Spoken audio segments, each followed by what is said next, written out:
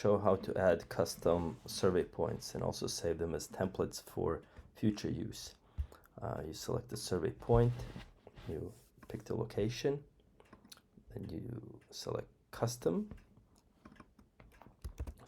add a name, which will also be a legend for the point, and add an ID, then select color that you'd like to use, and symbol. And also you can save it as a template for future use. Save. If you would like to add another water well, you select the point, select the location, and you can select it from the template and save. To print, you go to the print tab, you select custom zoom, to select just the area you'd like to print, set, and preview the map.